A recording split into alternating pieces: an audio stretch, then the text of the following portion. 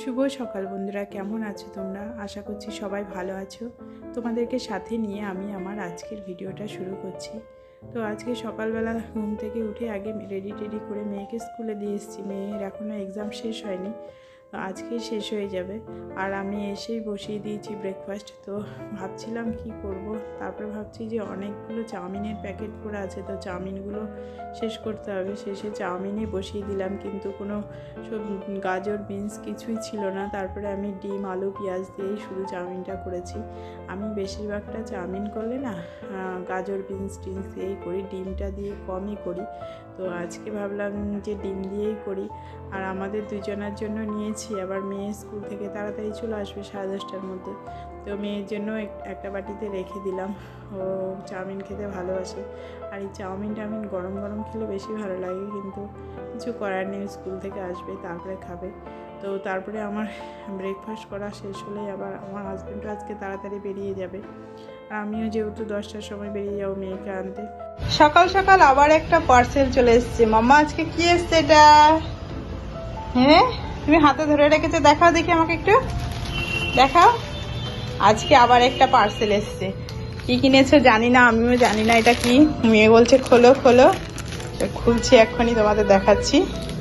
Parcel আসার শেষই নেই। দেখি আমাদের কি এসছে।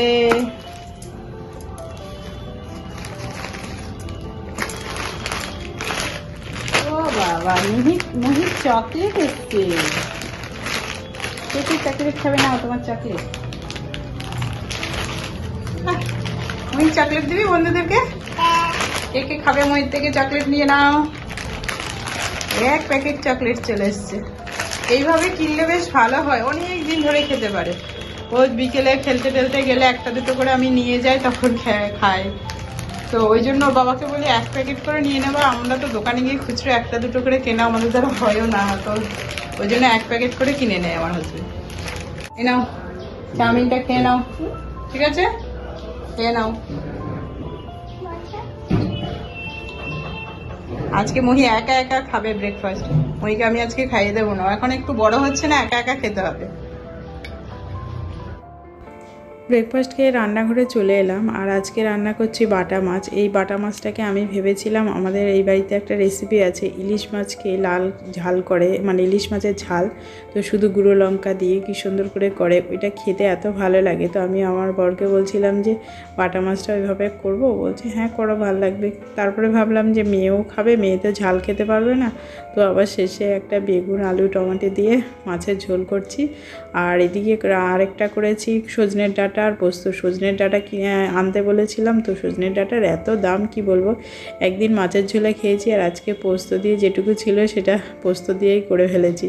এই ডাঁটা থাকলে না শুকিয়ে যায়, শুকিয়ে গেলে তখন আর খেতে ভালো লাগে না। তো পোস্তটাও আমাদের প্রায় পোকা পোকা লেগে গেছে, তো ওই জন্য ভাবলাম যে পোস্ত নষ্ট হয়ে যাবে, পোস্তটাও শেষ করার দরকার আছে।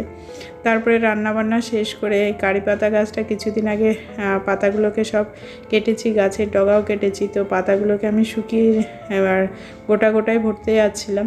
তো ভাবলাম না গোটা পরে যদি ওটা নরম হয়ে যায়, ওই জন্য গুঁড়ো করে নিয়েছি। আর এগুলো উপমা, চিড়ের পোলাও, বাদাম ভাজা টাজার সঙ্গে বেশ ভালো লাগে, চানাচুরের সঙ্গে দিলে।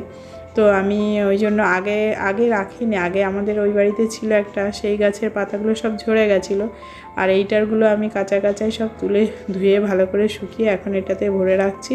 তো আমার সব কিছুতেই দিলে বেশ ভালোই লাগে। আর এদিকেই দেখো পোস্তগুলো, বললাম না পোস্তগুলো একটু পোকা পোকা হয়ে গেছে। তো পোস্তটাও আজকে রোদে দিয়ে ভালো করে পরিষ্কার করে নিয়ে কৌটোয় ভরে রাখলাম, নাহলে আর খেতে হবে না। তো আমি আগের দিনের ভিডিওটা কন্টিনিউ করতে পারিনি, আমার শরীরটা ভীষণই বিকেল থেকে খারাপ লাগছিল। মাথাটা মানে কেমন হয়ে যাচ্ছিলো, বারবার মাথা ঘুরছে। মেয়েকে নিয়ে ছাদে গেছিলাম, ওখানেই দাঁড়িয়ে থাকতে পারছিলাম না, মাথা ঘুরছিল। তো বাড়িতে এসে সুগারটা চেক করেছি, সুগার চেক করে দেখি যে সুগারটা অনেকটাই বেড়ে গেছে। প্রেশারটাও তো সে বিকেলবেলা দেখেছিলাম প্রেশারটা কম। তো আজকে সকালবেলা ঘুম থেকে উঠে দেখি আমার শরীরটা ভীষণই খারাপ লাগছিল।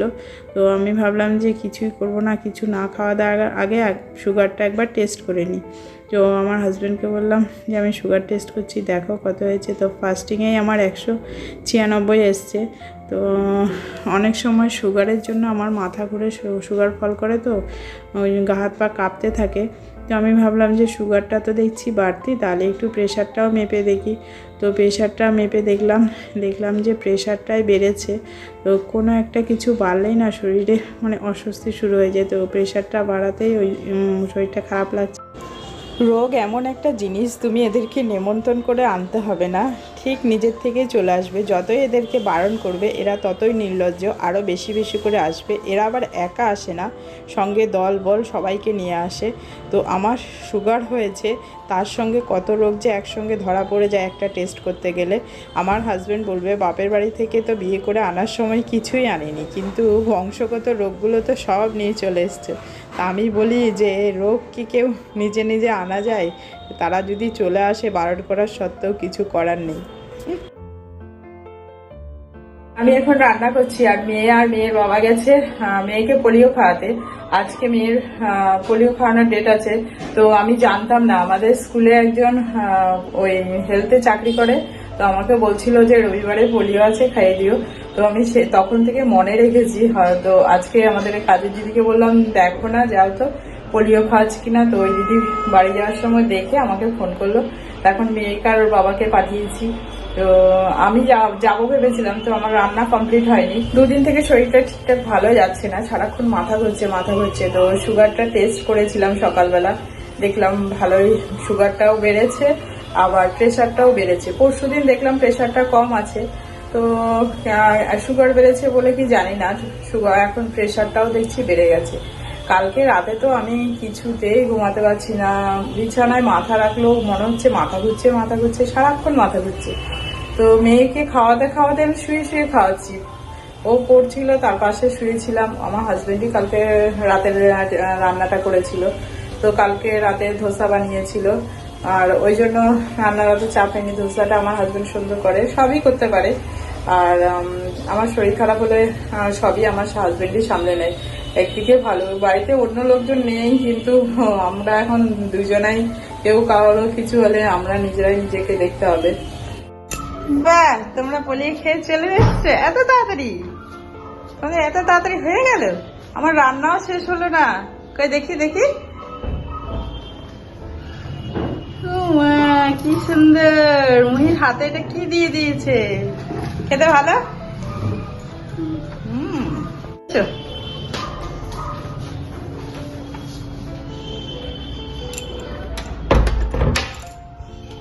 কি বললো পোলিও খাওয়ার সময়? খাইনি, হাতে, শুধু হাতে দিয়েছে, মুখে কিছু দেয়নি? হাতে দেয়নি। তোমার হাতে কিছু দিয়ে দিয়েছে, আর কি দিয়েছে? মুখে কি দিয়ে দিয়েছে? মুখে ওষুধ দিয়ে দিয়েছে, আর হাতে কি দিয়েছে দেখি? বাহ, মুহি পোলিও খেয়ে চলে এলে। বলে কি ওটা ওষুধ দিয়ে দিল? ওষুধই ওটা বাবা। চলো, আজকে আরেকটা পার্সেল এসছে, সেটা হচ্ছে আইফোনের লেন্স কার্ড। আর আইফোনের লেন্স কার্ড লাগানো না থাকলে ভীষণ নোংরা হয়ে যায়। যখনই কিছু ভিডিও তুলতে যাই তখনই দেখি মানে ঝাপসা হয়ে যায়। তো আমার হাজব্যান্ড অনলাইনে অর্ডার করেছে, এবার ভাবছে যে এটা ঠিকঠাক লাগাতে পারবো কি পারবো না। তো দেখলো যে না, ঠিকঠাকই হচ্ছে লাগানোটা। তো আজকের ভিডিওটা কেমন হয়েছে সেটা তোমরা কমেন্ট করে জানিও। আর ভিডিওটা ভালো লাগলে লাইক শেয়ার করো। আর যারা পেজ থেকে দেখছো পেজটা ফলো করে দিও, আর যারা ইউটিউব চ্যানেল থেকে দেখছো যারা চ্যানেলটাকে সাবস্ক্রাইব করে দিও।